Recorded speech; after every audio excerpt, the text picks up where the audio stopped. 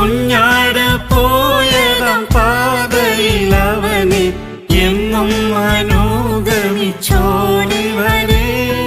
സ്വന്ത ബന്ധം നേടും നാടും ഇവർക്കില്ല, സ്വന്തം യേശു മാത്രമേ.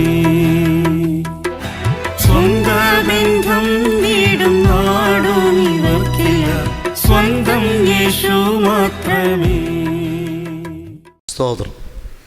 നല്ല പോർ പൊരുതു ഓട്ടവും തികച്ചു, വിശ്വാസത്തെ കാത്തു നിന്നിടുന്നോർക്കായി.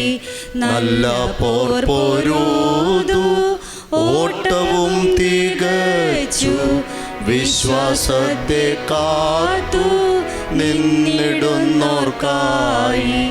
നീതിയൻ കിരീടം നീതിയുള്ള കർത്തൻ വെളിപ്പെടുന്ന നാളിൽ വിശുദ്ധമായി നൽകും.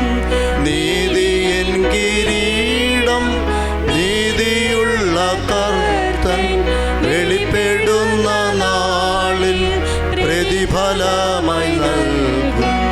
പരമാനന്ദമേ പരത്തിലെങ്ങുമേ പരിചിലേശുവിൻ കൂടെ വസിച്ചിടാമെന്നും പാർത്തിടാമെന്നും കൂടെ പാർത്തിടാമെന്നും അരുമനാഥനിൽ കൂടെ പാർത്തിടാമെന്നും പാർത്തിടാമെന്നും കൂടെ പാർത്തിടാമെന്നും അരുമനാഥനിൽ കൂടെ പാർത്തിടാമെന്നും. സ്തോത്രം. ഞങ്ങൾ പുത്തൂർ സഭയിലെ സൺഡേ സ്കൂൾ അധ്യാപകരാണ്. നമ്മൾ ഇന്ന് വേർപെട്ട പ്രിയപ്പെട്ട മദറമ്മച്ചിയെക്കുറിച്ച് രണ്ട് വാക്ക് സംസാരിക്കുവാൻ ഈ അവസരത്തിൽ ദൈവം എനിക്കും ഭാഗ്യം ചെയ്യുന്നതിനായി ഞാൻ ദൈവത്തെ സ്തുതിക്കുകയാണ്. ഏകദേശം 1.5 വർഷത്തോളം പുത്തൂർ ഫെയ്ത്ത് ഹോമിലെ മദറമ്മച്ചിയായിരിക്കുവാൻ പ്രിയ അമ്മയ്ക്ക് ദൈവം ഭാഗ്യം ചെയ്തു. പ്രിയ അമ്മച്ചിയുടെ പ്രാർത്ഥന ഞങ്ങൾക്ക് ഏവർക്കും, വിശ്വാസി കുടുംബങ്ങൾക്കും എല്ലാവർക്കും ഒരു അനുഗ്രഹവും നന്മയായി തീർന്നു. ഒരു ദിവസം ഒരു വിഷയമായിട്ട് ബന്ധപ്പെട്ട് ഞാൻ സംസാരിച്ചപ്പോൾ ഈ അമ്മച്ചി എന്നോട് പറഞ്ഞിട്ടുണ്ട്, എനിക്ക് യാതൊരു കഴിവും അറിവും ഒന്നുമില്ല.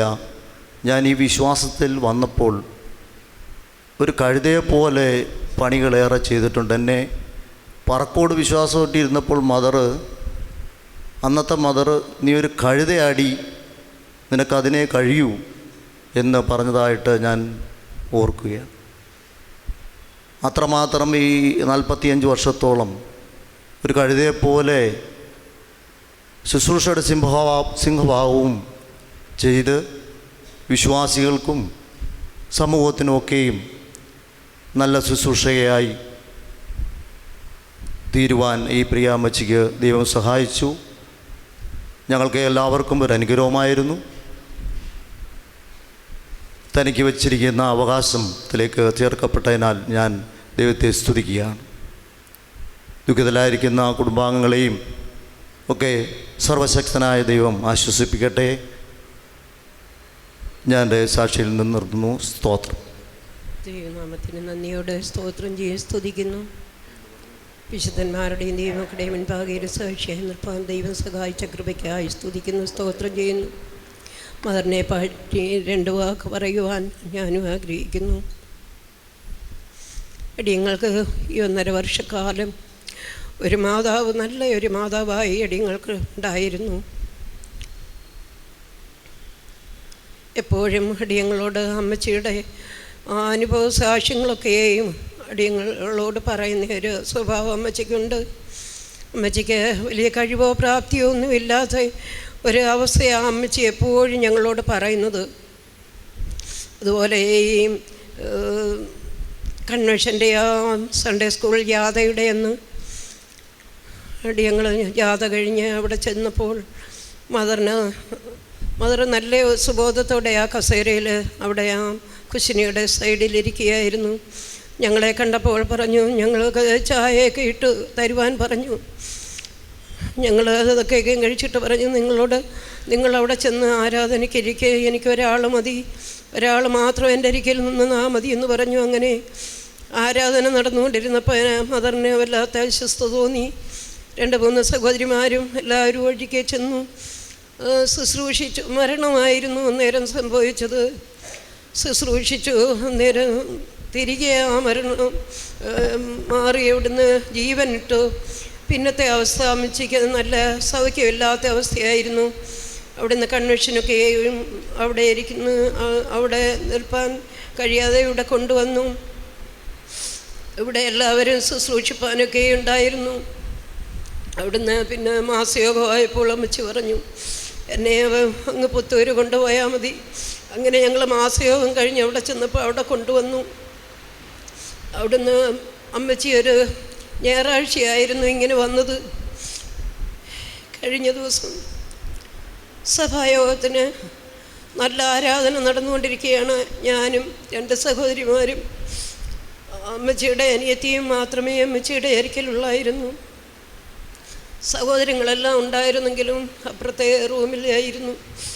ഞങ്ങളവിടെ ഇരുന്ന് അവിടെ നല്ല ആരാധന നടന്നപ്പോൾ ഞങ്ങളവിടെ ഇരുന്ന് ആരാധിച്ചു. അമ്മയുടെ ചുറ്റും ആരാധിച്ചുകൊണ്ടിരുന്നു. അമ്മച്ചി അതുപോലെ ആരാധിച്ചു. കൈയെടുത്ത് സ്തോത്രം ചെയ്യുകയും ആത്മാവിൽ നിറയുകയൊക്കെ ചെയ്തു. തിരി കഴിഞ്ഞപ്പം അവിടെ പ്രാർത്ഥന കഴിഞ്ഞപ്പോൾ അമ്മച്ചി പറഞ്ഞു, നമുക്ക് സ്തോത്രം ചെയ്യാം. അമ്മച്ചിയുടെ ഓരോ വിഷയങ്ങൾ, എനിക്ക് നെരിയാണിയൊക്കെ ബലവും ശക്തിയും തന്നു ഇത്രയും നാളും വേല ചെയ്തതിനായി സ്തോത്രം ചെയ്യാം. ഓരോ വിഷയങ്ങളും പറഞ്ഞ് അമ്മച്ചി ഇങ്ങനെ സ്തോത്രം ചെയ്തു. അവസാനം അമ്മച്ചി പറഞ്ഞു, കണ്ണുനീരില്ലാത്ത, ദുഃഖമില്ലാത്ത, മുറവിളിയില്ലാത്ത ആ സ്ഥലത്ത് ചെന്നെത്തുവാൻ എല്ലാവരും സ്തോത്രം ചെയ്യാമെന്ന് പറഞ്ഞു. അങ്ങനെ എല്ലാവരും സ്തോത്രം ചെയ്ത് പിന്നൊടുക്കം പറഞ്ഞു, നമ്മുടെ സൺഡേ സ്കൂൾ കുഞ്ഞുങ്ങളെയും യൗവനക്കാർ കുഞ്ഞുങ്ങളെയെല്ലാം ആത്മീയത്തിൽ ശ്രേഷ്ഠരാക്കണം. അവരൊന്നും നശിച്ചു പോകരുത്, അവർക്ക് വേണ്ടി പ്രാർത്ഥിക്കണം. അത് കഴിഞ്ഞ് അമ്മച്ചി പ്രാർത്ഥിച്ചു. ഒടുക്കം പ്രാർത്ഥിച്ച നിർത്തിയത്. അങ്ങനെ അമ്മച്ചി പറഞ്ഞു, വിശക്കുന്നു. അങ്ങനെ ഒരു സഹോദരി ഇച്ചിരി പഴം കൊടുത്തു, പിന്നെ വെള്ളം വേണമെന്ന് പറഞ്ഞു ചായ കൊടുത്തു. അത് കഴിഞ്ഞ് ഒരു 3-3:30 ആയപ്പോൾ അമ്മച്ചിക്ക് നല്ല അസ്വസ്ഥകൾ ശരീരത്തിൽ കാണപ്പെട്ടു. എൻ്റെ സഹോദരിയെ ഞാൻ ഉടനെ വിളിച്ചു, അമ്മച്ചിയെ, അമ്മമ്മയെ ഓടി വാ, അമ്മച്ചി ഒന്ന് കാണും.